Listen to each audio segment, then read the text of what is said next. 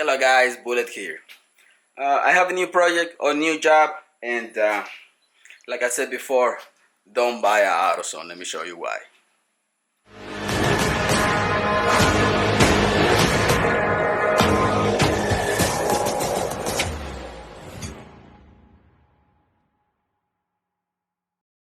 Two 2002 Dodge Dakota. This truck needs a lot of work on the suspension.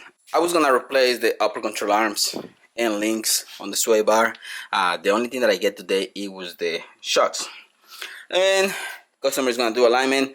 Alignment is really bad. It needs all those pieces to be replaced. You can see the bushings on the upper control arm. Everything is just old. Everything needs to be replaced on the front suspension, rear too, the shocks. I get those shocks at AutoZone. The upper control arms, they're really expensive, almost $200 for the replacement. So we had to order it.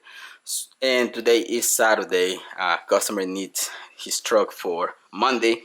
So I'm not gonna be able to put the upper control arms and the end links. I get these shocks from AutoZone and the holes don't line up. If you can see the holes on this shock, I had to open them up a little bit. The stock one is open on both sizes, so a lot easier. So I already grind this down. I open it up, the holes just a little bit on the edges, just to make sure the bolts go through. Once I get that done, I'm gonna get everything tight on this side, and I'm gonna show you on the other side how to replace it. I haven't get there yet, but as soon as I finish this, I'm gonna show you the other side. But you should go to the dealer or Napa. Maybe they have better quality. AutoZone is just not doing it. So let me get this done. I'll show you on the other side how to replace it. Okay guys, installation is done on this side. Really easy. It's only 2 bolts on the bottom, and those 2 are 10mm. You get those 2 from the bottom, and a 15mm right here on top. Make sure that when you do the one on top, put some PP blaster, clean the threads, because if you don't, the shock is just gonna start spinning, and you're not gonna be able to remove the nut on top. I already have some PP blaster on those. Threads are clean. I'm gonna start by removing that one. Hopefully it's not gonna start spinning. I'm gonna go with my electric ratchet.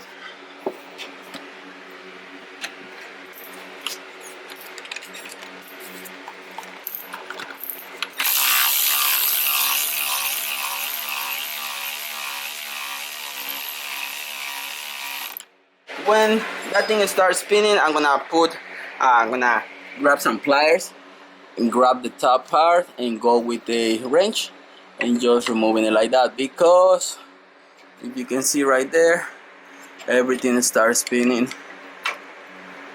So I gotta grab the top part and go with my wrench. Okay guys, the nut on top is being removed. The only thing I use is these pliers and the 15mm wrench. Now you go to the bottom, you're gonna see those 2 10mm. Remove those.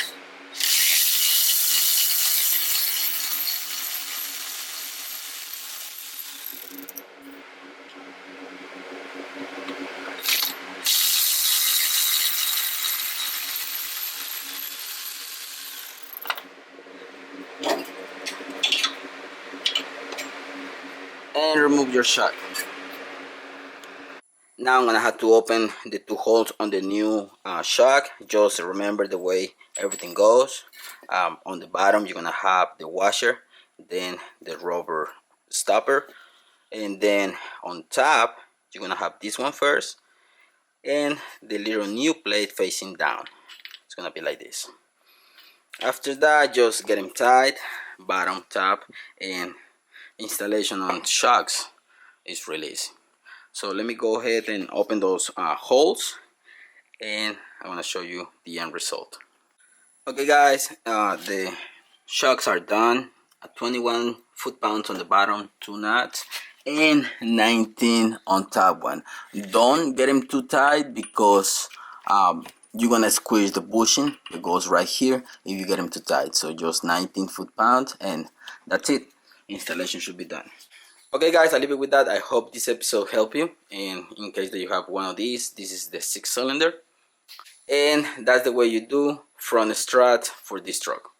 I hope you like this episode guys. Thanks for watching. Don't forget to subscribe and see you in the next one. Peace.